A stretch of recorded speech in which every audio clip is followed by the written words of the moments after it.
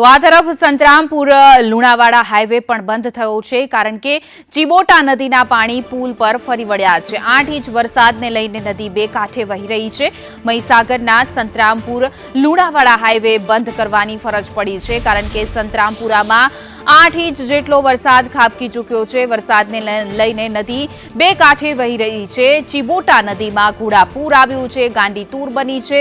જે રીતે ઉપરવાસમાં પણ સતત વરસાદ વરસી રહ્યો છે તેને લઈને નદી બે કાંઠે વહી રહી છે।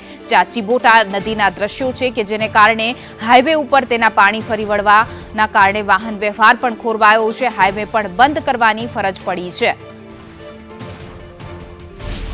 જિલ્લામાં અવિરત જે વરસાદ વરસી રહ્યો છે તેના કારણે સૌથી વધારે વરસાદ સંતરામપુરમાં વરસ્યો છે। 8 ઇંચ જેટલો જે વરસાદ વરસ્યો છે તેના કારણે આપ જોઈ શકો છો તે પ્રમાણે આ ચિબોટા નદી બે કાંઠે વહી રહી છે। ઉપરવાસમાંથી પણ ભારે માત્રામાં પાણીની આવક થઈ રહી છે। સતત જે પાણીનો પ્રવાહ વધી રહ્યો છે તેના કારણે સંતરામપુર લુણાવાડાનો જે મુખ્ય માર્ગ છે તેને બંધ કરવામાં આવ્યો છે। પ્રશાસન દ્વારા સતર્કતાના ભાગરૂપે આ માર્ગને બંધ કરવામાં આવ્યો છે।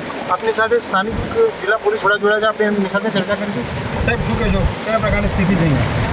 અત્યારે 8 ઇંચ જેટલો વરસાદ થઈ ગયેલો છે સંતરામપુરમાં, અને મેઇન તો આ સંત નદી પરનો જે રસ્તો છે તો અહીંયા થોડુંક આપણે જોઈ શકીએ છીએ કે પાણીની સપાટી ઉપર આવી ગઈ છે। એને કદાચ જે દેવગઢ બારિયામાં ને એ જગ્યાએ બી વરસાદ ચાલુ રહેશે ત્યાં સુધી સપાટી ઉપર રહેવાની શક્યતા છે અત્યારે। એટલે મેં હાલે થોડી તકેદારીના ભાગરૂપે લુણાવાડાથી સંતરામપુર તરફ જો આવતો રસ્તો છે એ તો કોટકનો એ થોડું ડાયવર્ટ કરાવેલા છે વાહનને કે ત્યાં ગોધરા સાઈડ થઈને આવે। એના માટે પોલીસ સાથે સંપર્કમાં છે ને એ ડાયવર્ટ થઈ ગયા છે કે લોકોને અડચણ ના પડે, પણ ત્યાંથી એટલીસ્ટ બ્લોક થઈ જાય। આ સાઈડથી પણ સંતરામપુરથી લુણાવાડા તરફ આવતા વાહનોને અમે અટકાવેલા છે ટેમ્પરરી બેઝિસ પર। અને જે બી કોઈ લોકોને કોઈ જરૂરિયાત હોય ઇમરજન્સીમાં કે મેડિકલની તો અમે સાથે સુવિધાઓ પણ પૂરી પાડીએ છીએ અને પોલીસ અત્યારે તૈયાર છે।